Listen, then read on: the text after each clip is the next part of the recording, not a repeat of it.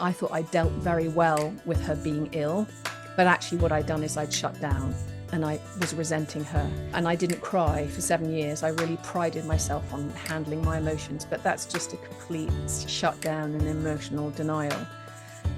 Hello, everyone, and welcome to Season 2 of Voices of Peace, Personal Forgiveness, a podcast of hope where forgiveness and political forgiveness intersect to create a better world. This season's podcast will focus on personal forgiveness in our daily lives, and I'm very excited to have Fred Luskin as my co-host this season. Many of our guests will share their personal stories of forgiveness, their struggles, and how they overcame these obstacles. Other guests may not have been able to forgive and will share their stories of where they got stuck. And for those who may want help, my co-host and I will be giving live coaching. All of us at one point in our lives have been dealing with illness.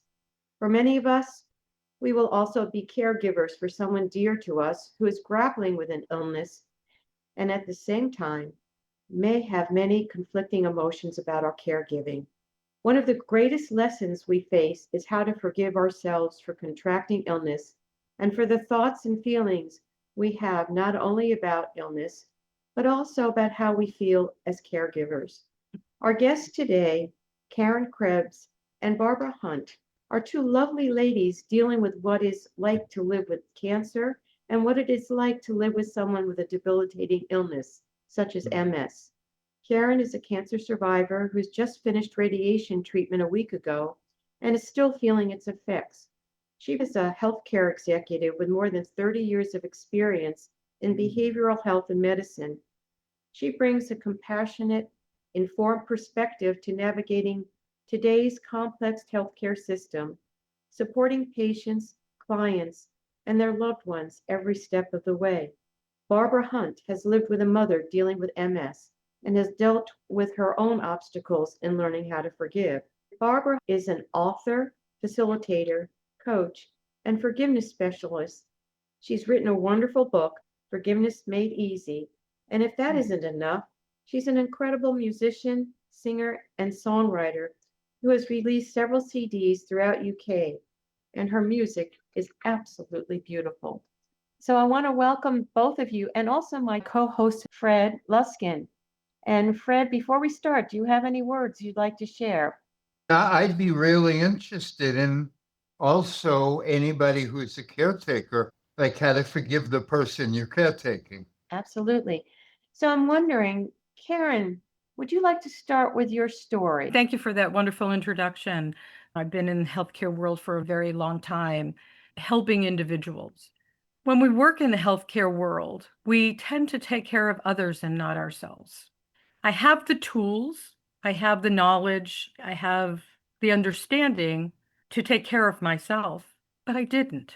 In 2022, I was diagnosed with breast cancer. So I have two different cancers, and it was an estrogen receptor breast cancer, and my cousin was diagnosed about the same time.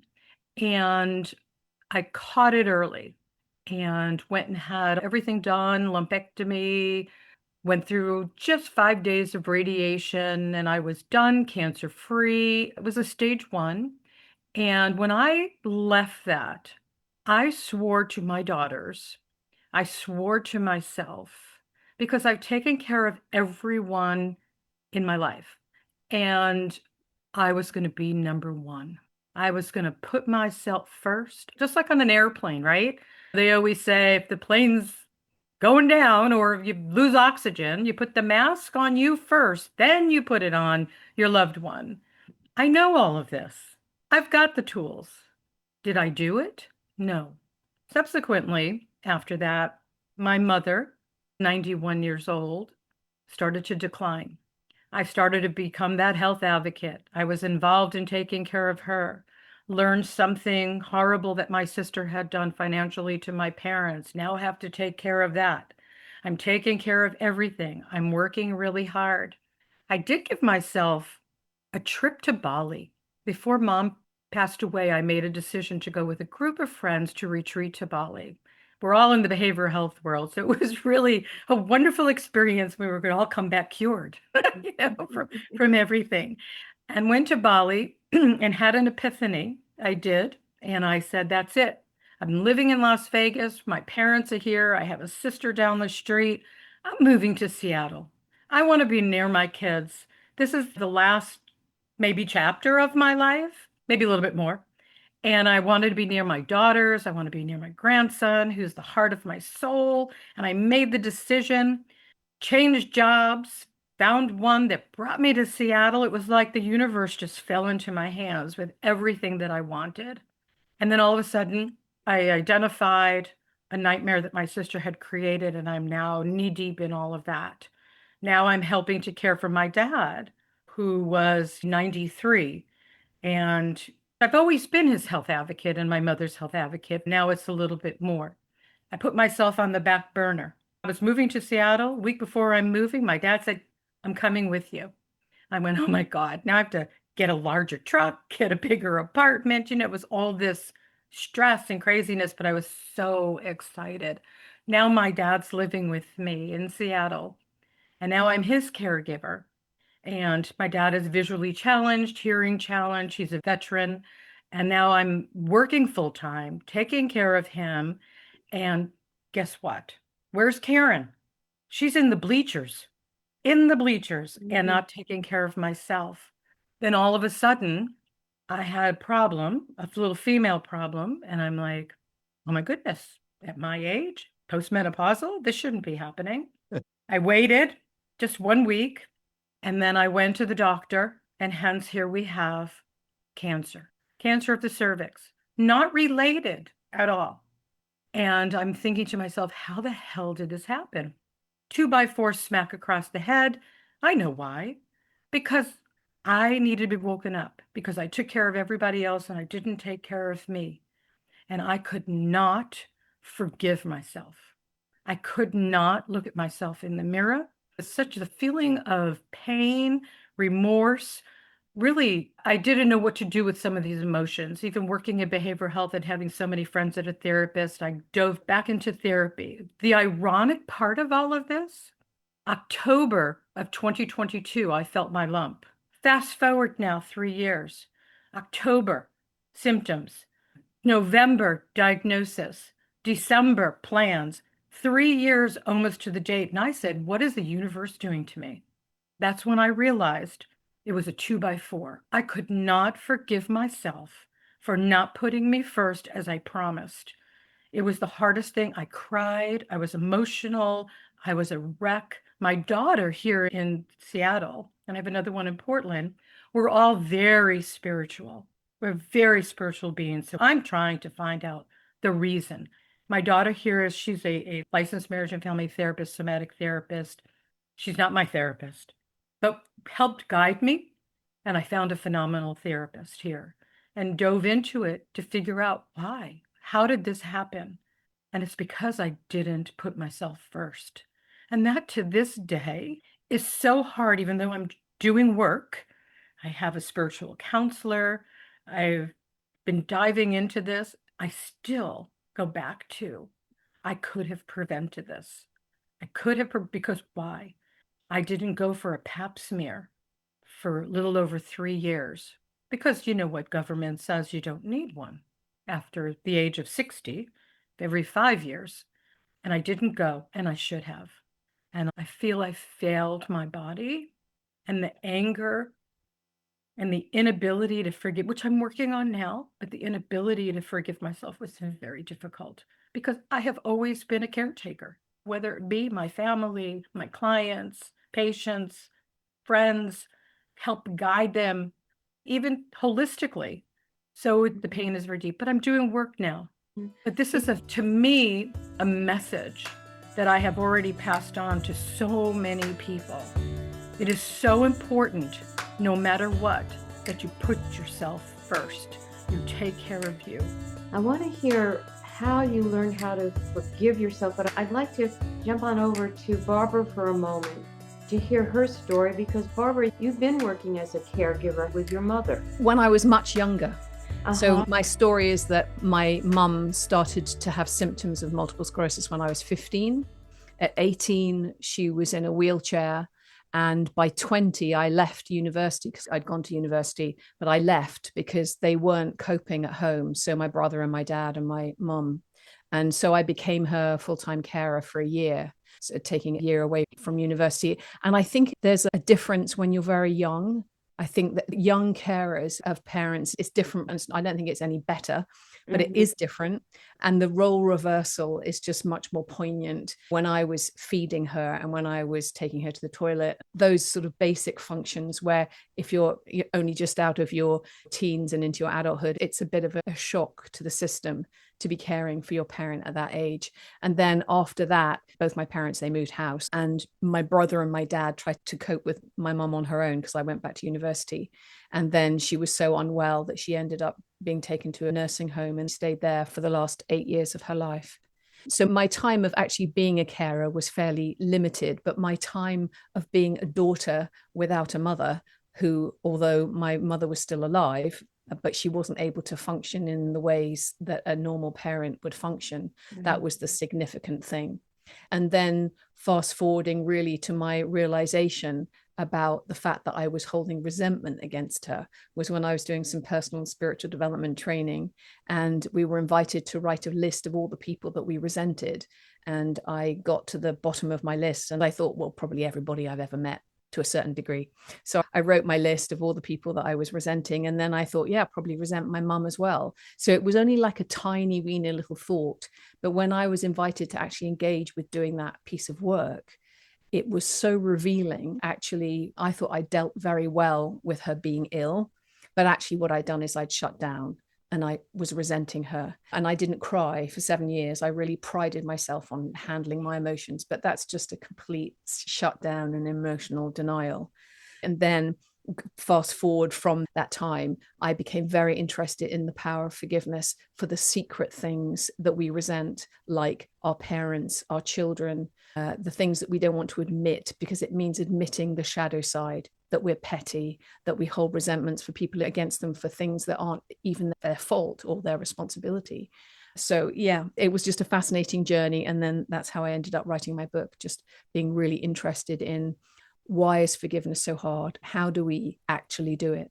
And what gets in the way? I can really relate to this because when I was just entering my teen years, my mother was diagnosed with cancer, and she had a very aggressive form of breast cancer. And I was torn because I loved her dearly and I wanted to be with her. And I know she wanted to be like any other normal mother and give me the things that a mother wants to give a teenage daughter. And yet she suffered with all these brutal treatments. And it is really, really difficult. And I know that there's so many people out there who are grappling with being a caregiver to someone and wanting to be there and knowing that you're about to lose someone you love. And at the same time, your life has become so disruptive and it's hard to move forward. We're not really encouraged or allowed to express our resentment about it. I think that's the other thing. You just have to have a stiff upper lip or just keep going and do the dutiful thing as a daughter or as a son, as opposed to being able to say, actually, it's having a really big toll on me, is a really wonderful thing, a really honest thing to be able to say, the consequences, the impacts that those things have on you, even though it's no one's fault. That was the back door of how I got into forgiveness. I was doing research for my dissertation on the psychological issues of people with cancer because of my mother. My dissertation was on differentiating between depressed people and normals. And I developed actually a musical Rorschach for my dissertation. And I could probably tell just about 100% of the time who were the cancer patients by what they said to music. And the way I could tell was that they were so much more repressed in the imagery they used. And that's what got me really thinking about, okay, we've got so much repressed emotion that needs expression. I was working with a technique called guided imagery in music. The theme came up just in a way, Karen, you were talking about putting so many other people first. And this was women with breast cancer. And not even recognizing that they had needs of their own and how they shortchanged themselves so badly. As we worked in a deeper and deeper way, they realized that they needed to learn how to love themselves and take care of themselves and not always put people first. And it was just a really moving thing. And that's one of the reasons I got into forgiveness, learning how to forgive ourselves because we didn't do anything wrong. Sharon, is there something you'd like to say about that? I have to say that what you are speaking of right now is so impactful because I too feel that tremendous resentment. I'm trying to take care of myself right now, and I'm having to take care of a soon-to-be 95-year-old father who has limitations. I still have to make sure he's cared for. And he is, I don't want to say following my rules. He's so independent still in his mind that I feel like I'm raising a child, and we're constantly having conversations because my father he's a compulsive eater, so he's up all night long eating. And I love him dearly, and I wouldn't want it any other way. But there is a lot of resentment too, because I've had to say to him, Dad, I just had cancer. I had a massive abdominal surgery on top of all this radiation. Cut me some slack at times. Be kinder. So your words resonate with me. I resent my sister. I resent my mother for not taking care of herself and not doing what she needed to do and following doctor's orders, and she died. And my life has changed so much. I'm trying to forgive myself again for putting everyone in front of me and not taking care of me. How do we do this? How do we forgive our bodies for getting ill? How do we forgive our cancer or any other debilitating, chronic, life-threatening illness? And how do we forgive ourselves for all those conflicting emotions that we have for taking care of our loved ones because we want to be there? And at the same time, it wears on us and it becomes more and more difficult. And we develop these resentments.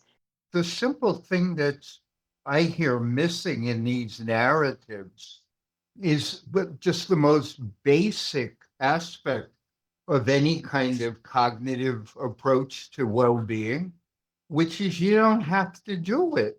There's a should and a must and a have to that just runs through this. And nobody has to be a caretaker. Once we're 18, there's very few things we have to do.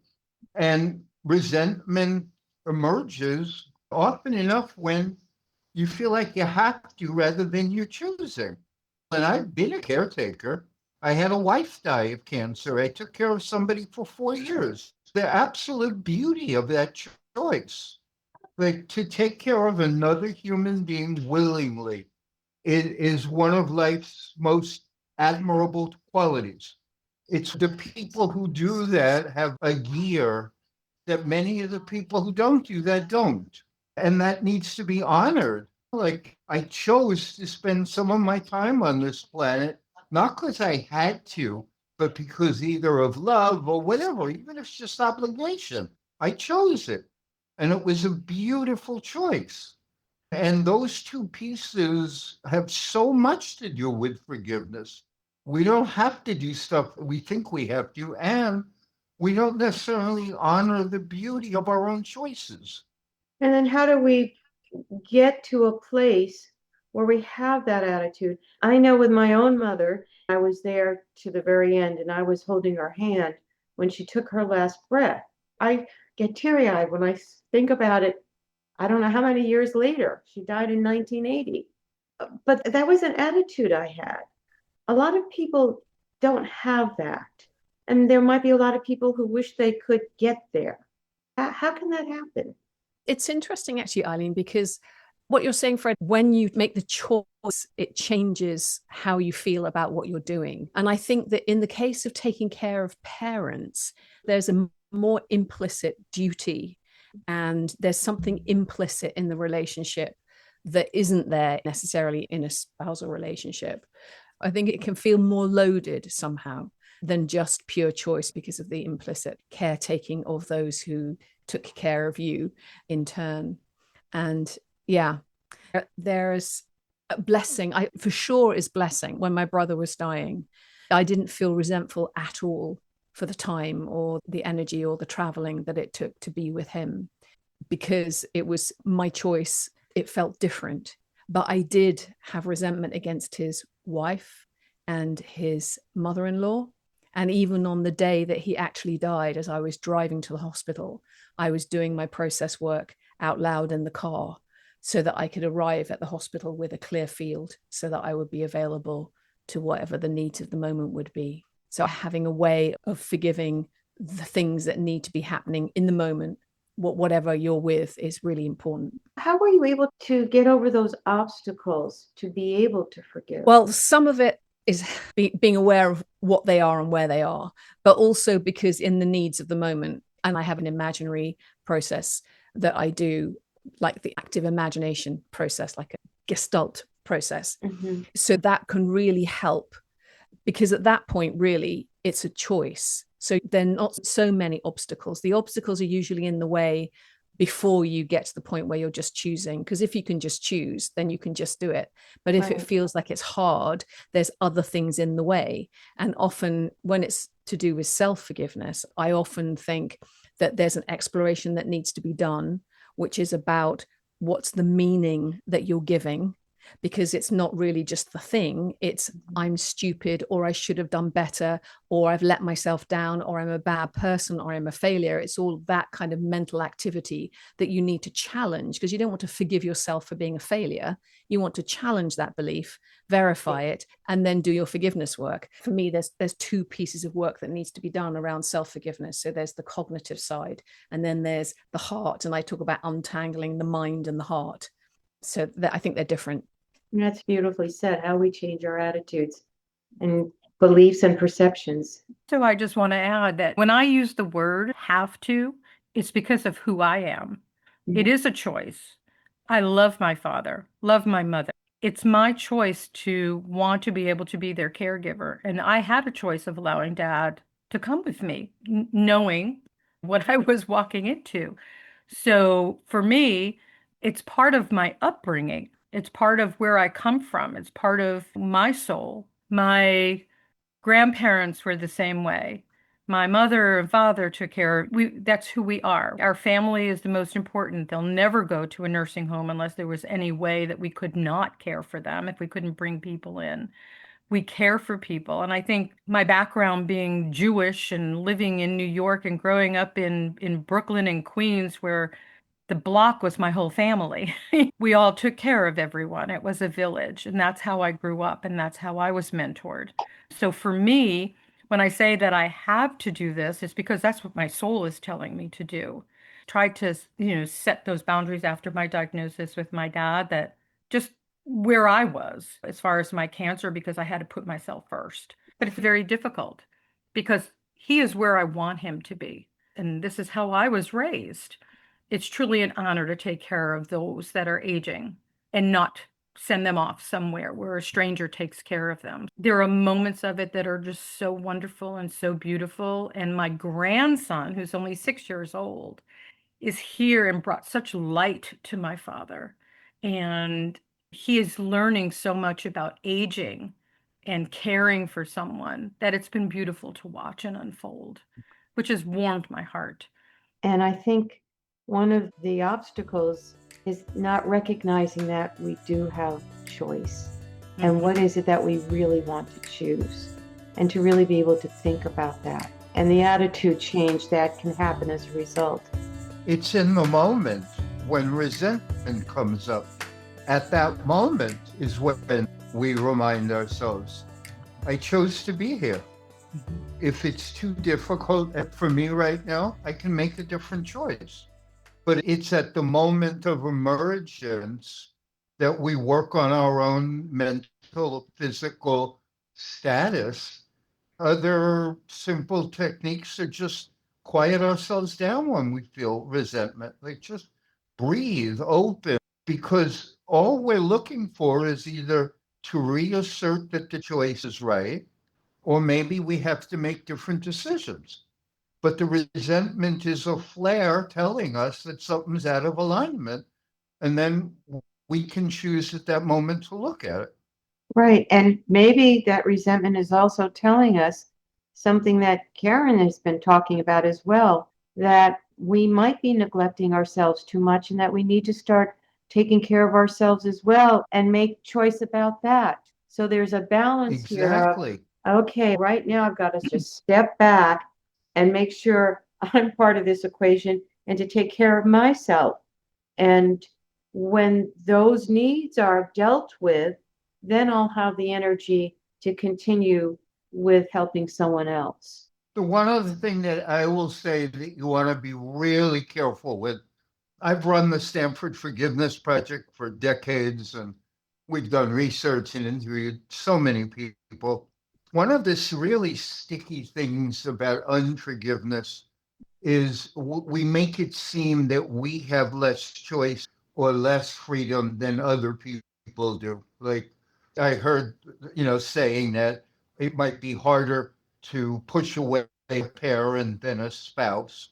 And I've heard hundreds of people tell me it's harder to push away a spouse than a parent.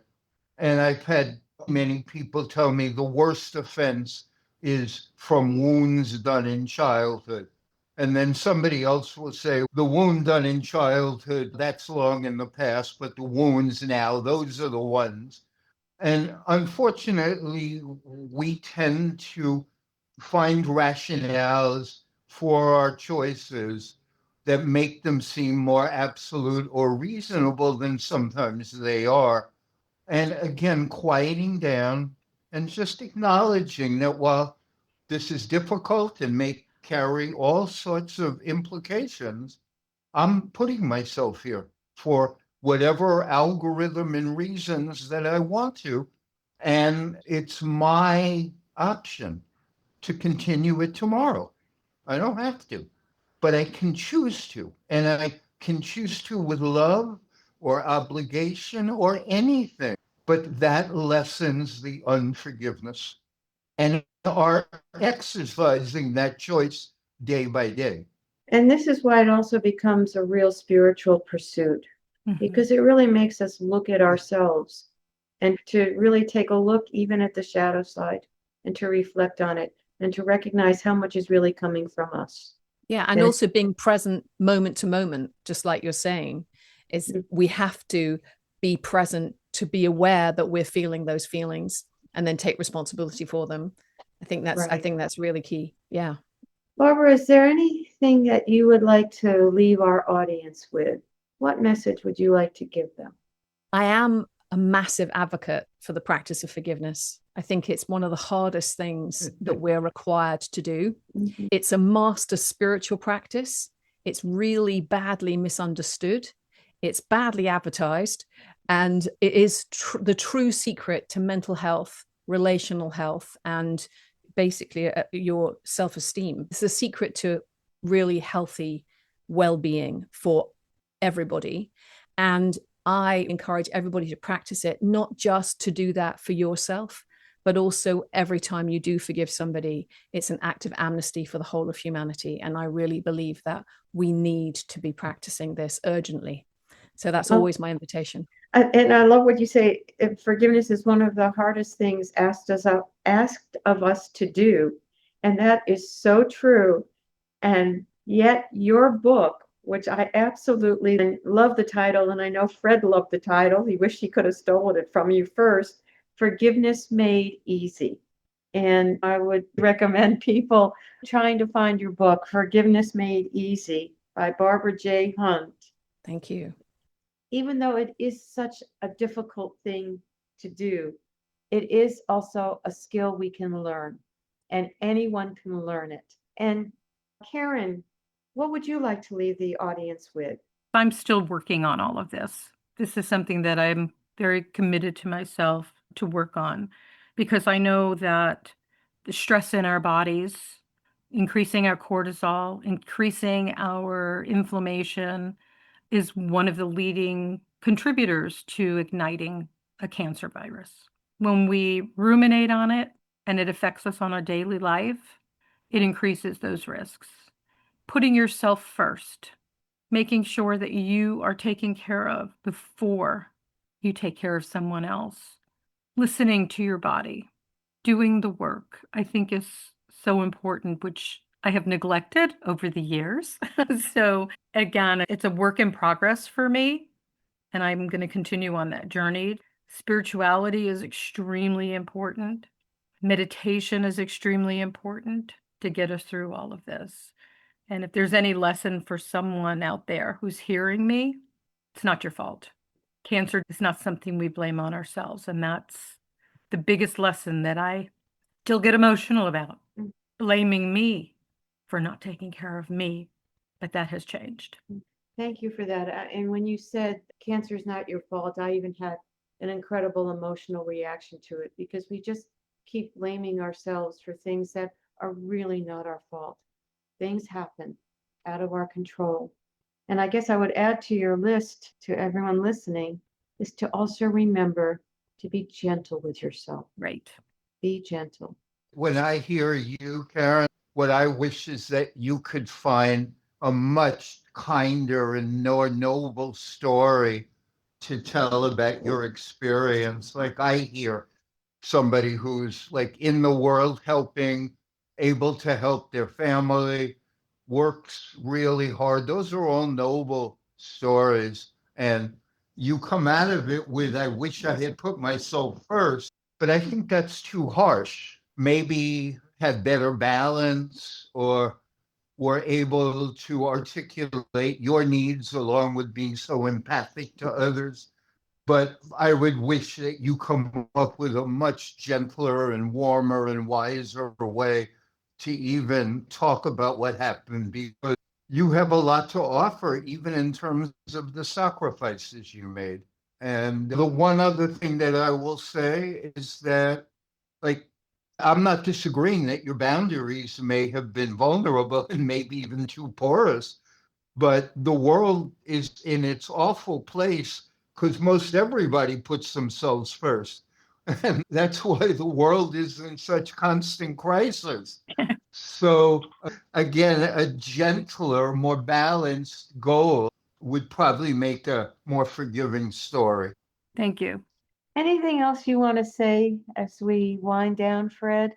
No, that was what was sitting in me, that as somebody who has done this forever, I just listen to the stories that people tell, and can those just be gently nudged at every level of it to just a little more kindness and understanding, so the story itself manifests some forgiveness.